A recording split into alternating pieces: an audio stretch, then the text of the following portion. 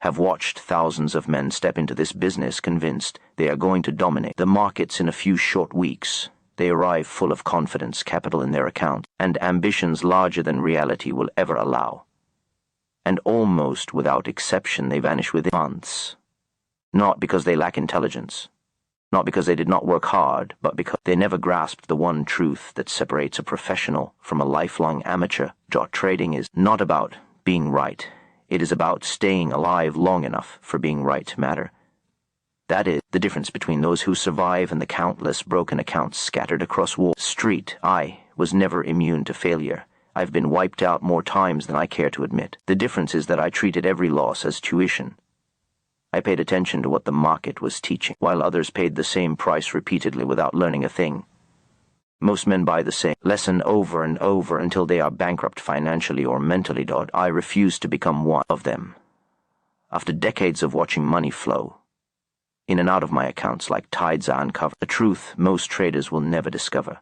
There is a stage when nearly everyone gets trapped, a place where careers stagnate and accounts slowly bleed.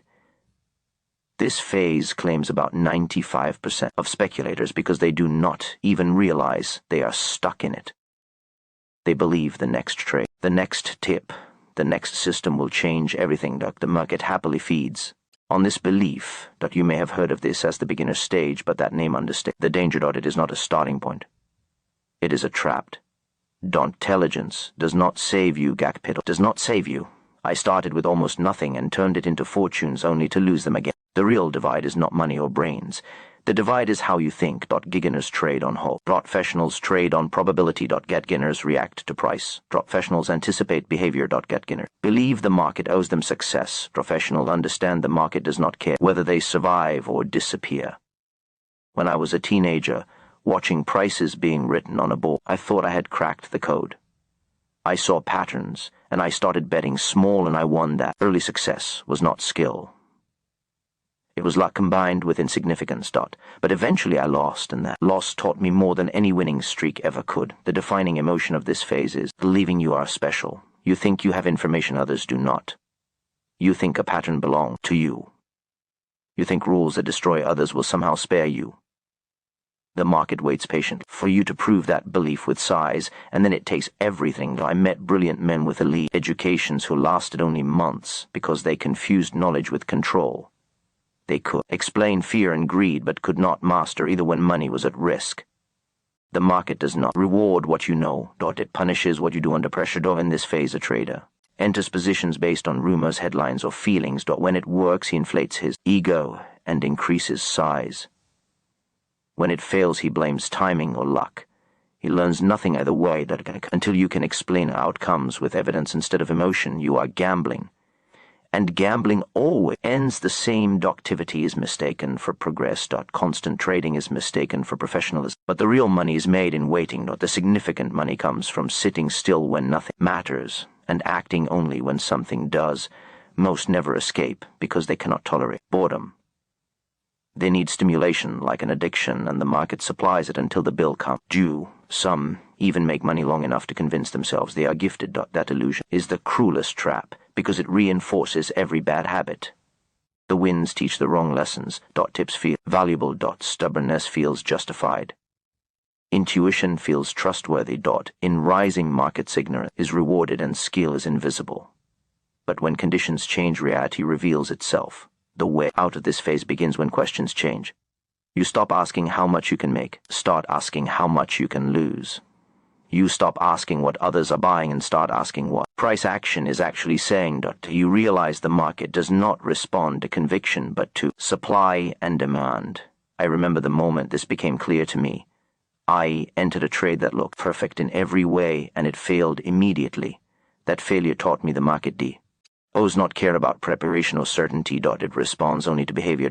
That was the moment my focus shifted from prediction to risk management. Phase 1 traders crave certainty in an environment where none exists. They chase systems and personalities that promise answers. But the future cannot be predicted. It can only be prepared for. This is not a puzzle to be solved. It is a game governed by rules and probabilities. The ones who escape are those willing to do the boring work. Writing journals, Reviewing mistakes, waiting in cash, cutting losses early, studying behavior. Instead of headlines, success comes from protecting capital, not from chasing profits. You will be wrong often. That is unavoidable. The difference is whether you fight being wrong or accept it quickly. Professionals exit small and move on. But beginners hold and hope until damage is irreversible. I nearly destroyed myself believing analysis mattered more than response. The market taught me otherwise. When it tells you that you are wrong, you must listen. Moving beyond this phase is not glamorous. It is disciplined, methodical, and often dull. You build rules, you follow them. You measure results. You scale positions intelligently. You read price, not opinion. You adapt to condition. You control emotion above all else. I have seen mediocre systems succeed under discipline. Hands and brilliant systems fail under emotional ones. The market exploits weakness relentlessly. If you are greedy, it tempts you. If you are fearful, it shakes you out. If you are stubborn, it lets you hold until ruin. Beyond this phase, trading becomes manageable. Not easy, not perfect, but consistent. And consistency is everything. Beyond this point, trading stops being a fantasy and becomes a craft. You stop chasing excitement and start respecting structure. Do you realize the market is not impressed by your opinions, and it is not intimidated by your confidence? It rewards preparation and punishes ego every single time. The trader who has moved past the beginner phase no longer wakes up hoping today will be the big day. He wakes up asking whether conditions justify participation at all. He understands that not trading is a position and off the most profitable one. The urge to be involved fades because he has learned through pain that activity without edge is self-destruction. One of the most difficult shifts is learning to separate outcome from process. A phase 1 trader judges himself by whether he made or lost money. On the last trade, a professional judges himself by whether he followed his rules. A winning trade that violated rules is considered a failure. A losing trade that followed rules is considered progress. This mindset feels unnatural at first because humans are wired to chase reward and avoid pain, but the market exploits that wiring mercilessly. The only defense is discipline applied consistently over time. As you move beyond the early phase, you also learn to respect uncertainty. You stop demanding clarity from a system that cannot provide it. Markets are PR, probabilistic, not deterministic. No setup guarantees success. It only shifts odds slightly in your favor. The professional understands this deeply. He sizes positions accordingly. He never risks so much on a single idea that being wrong threatens his survival. This alone eliminates most catastrophic losses that end careers before they begin. Another critical change is how losses are treated. In the early phase, losses feel personal. They trigger anger, denial, and bargaining. The trader searches for reasons to justify holding or adding. He refuses to accept that the market message is final. Beyond that phase, a loss is simply information. It signals that assumption did not align with reality. The professional exits without drama and preserves both capital and mental clarity. He knows that clarity is more valuable than pride. Time becomes an ally rather than an enemy. Then, instead of watching every tick, the professional steps back and observes structure. He understands that meaningful moves develop over days, weeks, or months, not minutes. He allows trade to work without interference and allows losers to fail quickly. This asymmetry, small losses and large winners, is the foundation of long-term success, but it is boring to execute and devastate to ignore. The transition also changes how you learn, and instead of consuming endless opinion, you study your own behavior. You review trades systematically. You identify patterns in your mistake. You notice how fear shows up, how greed whispers, how boredom tempts. You design rules to counter your specific weaknesses, not generic ones. This self-awareness is rare and powerful because the market will always find your weakest emotional point. You also learn that consistency beats brilliance. Average trades executed flawlessly outperform brilliant ideas executed poorly. The professional is not trying to impress anyone. He is trying to survive and compound quietly over time. This requires humility because the market constantly reminds you that you are not in control. You can only control your response. At this stage, you begin to see why most never escape the early phase. It is not because the path is hidden. It is because it is uncomfortable. It requires accepting that you are the problem. It requires letting go of fantasies about quick riches. It requires embracing routine, repetition, and restraint. These qualities are not celebrated, but they are rewarded. Trading beyond the beginner phase is not stress-free, but it is manageable. You are no longer emotionally hijacked by every fluctuation. You understand that missing a move is irrelevant, but forcing one is costly. Trust your process because it is grounded in evidence rather than hope. You accept drawdowns without panic because you know they are part of the distribution. You stop trying to be right and start trying to be consistent. This is where trading becomes sustainable. You are no longer chasing the market. You are waiting for it. Are no longer reacting blindly. Are responding deliberately. Are no longer gambling. You are executing a plan. And while the work remains demanding, it finally aligns effort with outcome. Most will never reach this stage because it requires patience, honesty, and self-control, qualities that cannot be outsourced or shortcut. But for those willing to endure the boredom, the discipline, and the self-examination, the reward is not just financial. It is clarity. It is confidence rooted in process rather than luck. It is the quiet knowledge that you are no longer trapped in the cycle that destroys most who enter this game. The market will still test you. It will still humble you, but it will no longer control you. And that is the true mark of having moved beyond the first phase. Perfection, not constant profit, but survival with purpose and growth over time. As you continue forward, the market begins to feel less like an enemy and more like an environment. You stop taking its movements personally and start treating them as conditions, much like weather. A storm does not insult you. It simply exists, and your job is not to argue with it, but to prepare accordingly. This shift alone removes an enormous amount of emotional friction that destroys most traders. You no longer wake up angry at the market or disappointed in it. You wake up curious, observant, attentive to what is actually happening rather than what you wish would happen. At this stage, you also develop patience of a different kind, not the forced patience of someone holding back impulse, but the natural patience that comes from understanding how rare true opportunity really is. That you stop feeling urgency because you recognize that the market will outlast you. Opportunities do not vanish. They recycle.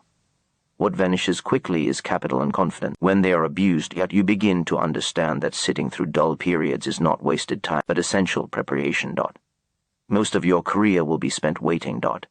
And that waiting is what allows you to act decisively when it matters. You also begin to notice how predictable human behavior becomes under pressure. You see how crowds chase late. You see how fear accelerates. Selling and greed delays exits. You stop being surprised by these reactions because you recognize them in yourself. You realize the market's not moved by numbers, but by people reacting to numbers. Realization changes how you read charts. They stop being patterns and start being expressions of psychology. Apport is where fear previously overcame greed. Resistance is where greed previously overcame fear.